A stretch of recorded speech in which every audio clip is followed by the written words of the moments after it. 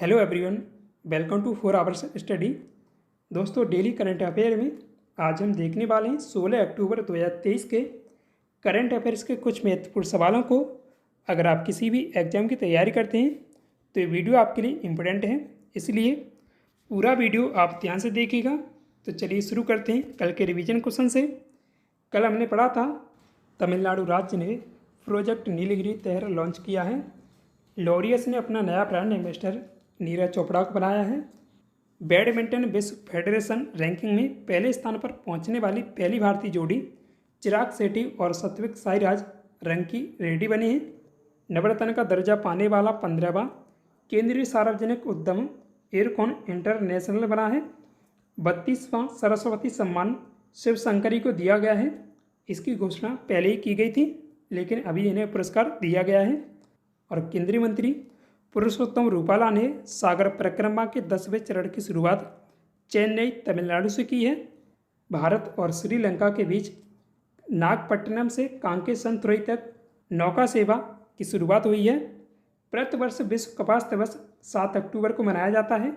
IMF ने भारत की GDP वृद्धि दर 6.3% रहने का अनुमान जताया है। देश में महिला श्रम बल भागीदारी बढ़कर 37% हो गई है।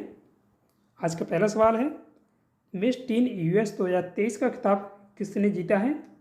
तो ये खिताब जीता है उमा सोफिया श्रीवास्तव ने। राइट आंसर है option number C, Uma Sophia Shrivastava. भारतवंशी उमा सोफिया श्रीवास्तव मैक्सिको की निवासी हैं। इस साल की शुरुआत में उमा सोफिया पहली मैक्सिकन भारतीय miss New Jersey teen US बनी थी। उन्होंने द व्हाइट जगुआर नामक पुस्तक लिखी है।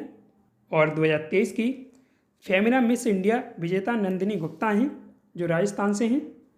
मिस अर्थ इंडिया 2023 की विजेता प्रियान सेन हैं।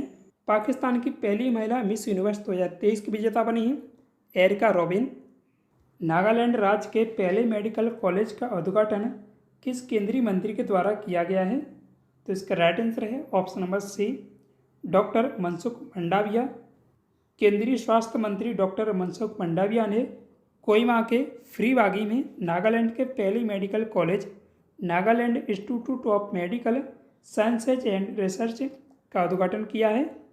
कोलकाता मेडिकल एशिया के सबसे पुराने मौजूदा अस्पतालों में से एक है और इसकी स्थापना 28 जनवरी 1835 में लॉर्ड विलियम बेंटिंग के द्वारा की गई थी। तो आप ये भी याद रखिएगा। नागालैंड की राजधानी कोहिमा है। राज्यपाल एल गणेशन, मुख्यमंत्री नेफ्यू रियो। भारत का पहला वेटलैंड शहर कौन सा बनेगा? तो इसका राइट आंसर होगा option number B, Udaipur. Udaipur Rajasthan का शहर है। राजस्थान का उदयपुर, जिसे झीलों के शहर के नाम से भी जाना जाता है। हाल ही की एक रिपोर्ट के अनुसार इस शहर को अंतर्राष्ट्रीय महत्व के संभावित रामसर कन्वेंशन साइट के रूप में चुना गया है। विश्व में 42 आर्द्रभूमि शहर हैं। भारत के उदयपुर और भोपाल दोनों ही भारत के पहले शहर के रूप में पहचाने जाने की उल्लेखनीय उपलब्धि के लिए प्रतिस्पर्धा कर रहे हैं। उदयपुर शहर की स्थापना 1558 में महाराणा उदय सिंह द्वितीय के द्वारा की गई थी। इस वजह से इसका नाम उदयपुर पड़ा है। बात करें रामसर साइट के बारे में। रामसर साइट एक आर्द्रभूमि साइट है जिसे रामसर कन्वेंशन के तहत अंतर्राष्ट्रीय महत्व के लिए नामित किया गया है। इसे वेटलैंड्स फॉर कन्वेंशन के रूप में भी जाना जाता है। यूनेस्को के तत्वावधान में 2 फरवरी 1971 को रामसर ईरान में हस्तांतरित एक अंतर्राष्ट्रीय पर्यावरण संधि है, जो राजस्थान है। इसकी राजधानी जयपुर है। मुख्यमंत्री अशोक गहलोत और राज्यपाल कलराज मिश्र हैं। देश में किस जगह पर 15,500 फीट की ऊंचाई पर पहला मोबाइल टावर लगाया गया है? तो इस सियाचिन ग्लेशियर में लगाया गया है। राइट आंसर है option number B, Siachen glacier. Bharat Sanchar Nigam limited यानी BSNL ने बेस ट्रांसीवर स्टेशन यानी BTS तैनात किया है। ऐसा करने वाला BSNL देश का पहला टेलीकॉम ऑपरेटर बन गया है। सियाचिन ग्लेशियर हिमालय में पूर्वी काराकोरम रेंज में स्थित है। सियाचिन ग्लेशियर ये लद्दाख का हिस्सा है।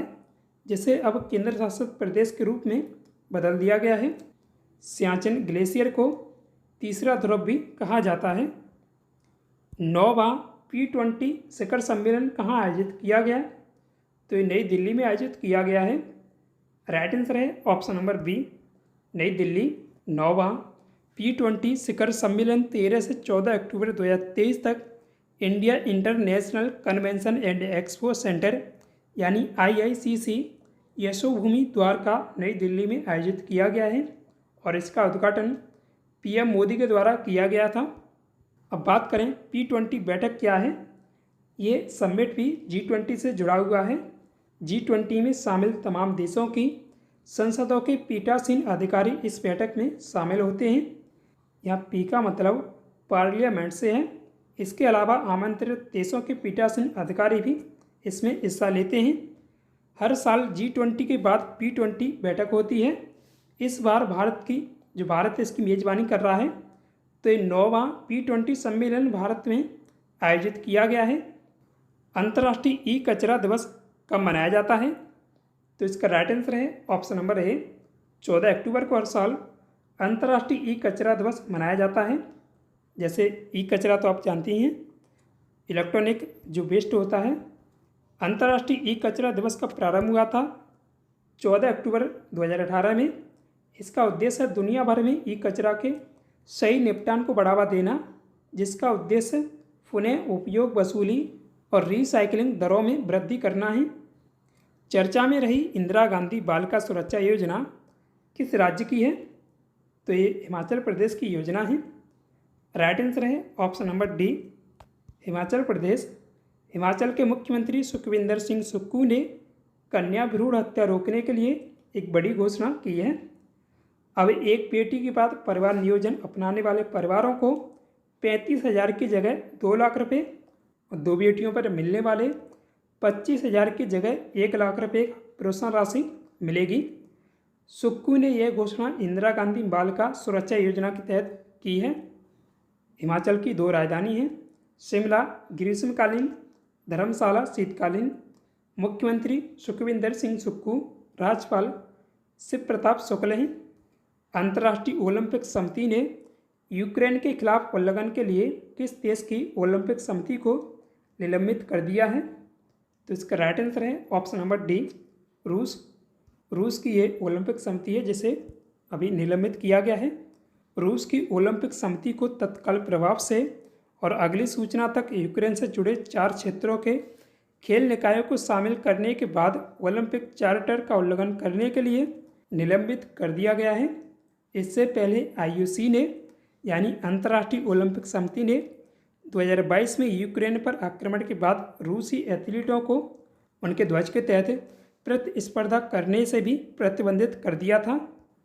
रूस की राजधानी मास्को है। मुद्रा रूबल। राष्ट्रपति व्लादिमीर पुतिन है।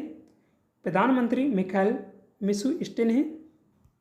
हाल ही में S सच्चिदानंद मूर्ति का निधन हो गया। वे किस क्षेत्र से संबंधित थे? तो वे एक प्रसिद्ध पत्रकार थे। इसका राइट आंसर है ऑप्शन नंबर बी, पत्रकार। वे राष्ट्रीय राजधानी दिल्ली के सबसे प्रसिद्ध पत्रकारों में से एक थे। सच्चिदानंद मूर्ति ने मलयाला मनोरमा और द वीक के स्थानीय संस्थापक के रूप में काम किया था। कर्नाटक मीडिया अकादमी ने श्री मूर्ति को पत्रकारिता में उनके योगदान के लिए सम्मानित भी किया था। 6 अक्टूबर 2023 को समाप्त सप्ताह में देश का विदेशी मुद्रा भंडार घटकर कितना पहुंच गया है? तो इसका राइट आंसर है ऑप्शन नंबर बी, 584.74 अरब डॉलर। विदेशी मुद्रा भंडार उसे कहते हैं किसी भी देश के केंद्रीय बैंक द्वारा विदेशी मुद्राओं में आरक्षित रखी गई संपत्तियां। इसमें मुद्राओं के साथ बॉन्ड, ट्रेजरी बिल, सोने के भंडार और अन्य सरकारी प्रतिभूतियां शामिल हो सकती हैं। अधिकतर विदेशी मुद्रा भंडार में सबसे बड़ा भाग अमेरिकी डॉलर के रूप में होता है। ये जो रिपोर्ट है हर वीक में आती है। तो अब जानते हैं कल वाले सवाल का सही जवाब। तो कल का सवाल था निम्न में से किस आंदोलन की शुरुआत बंगाल में हुई थी? तो इसका राइट आंसर होगा option number C, Ramakrishna Mission. ये GS का प्रश्न है, मैं आपको डेली दिया करूँगा। क्योंकि करंट के साथ आपका जीएस भी तैयार होता रहेगा। साथ में इन सवालों को हम डिटेल से भी कवर किया करेंगे। इस मिशन का नाम भारतीय हिंदू आध्यात्मिक गुरु रामकृष्ण परमहंस देव के नाम पर रखा गया था। मिशन की स्थापना 1 मई 1897 को रामकृष्ण के प्रमुख शिष्य स्वामी दयानंद सरस्वती ने कलकत्ता, अब वर्तमान में कोलकाता, पश्चिम बंगाल, भारत में की थी। अभी जो ऑप्शन में अन्य 3 नाम दिए गए थे उन्हें भी देखते हैं। प्रार्थना समाज की स्थापना मुंबई में की गई थी। केशव चंद्र के सहयोग से आत्माराम पांडुरंग के द्वारा 1867 में सत्यशोधक समाज की स्थापना ज्योतिबा फूले जी के द्वारा 24 सितंबर 1873 को पुणे महाराष्ट्र में की गई थी।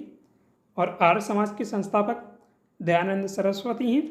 इसकी स्थापना इन्होंने की थी 1875 में मुंबई महाराष्ट्र में। ये जो सवाल है आपके SSC MTS में पूछा गया है इसी साल। आज के इस वीडियो में बस इतना ही। आपका आज का सवाल है, इनमें से किस संगीतकार को भारत रत्न पुरस्कार मिला है? तो इसका राइट आंसर आप कमेंट में दीजिएगा। सो आशा करता हूँ आपको वीडियो पसंद आया होगा। वीडियो को लाइक करें। साथ ही डेली करंट अफेयर्स के वीडियो पाने के लिए अपने 4 आवर्स स्टडी चैनल को सब्सक्राइब भी कीजिएगा। Thanks for watching this video. जय हिंद, जय भारत।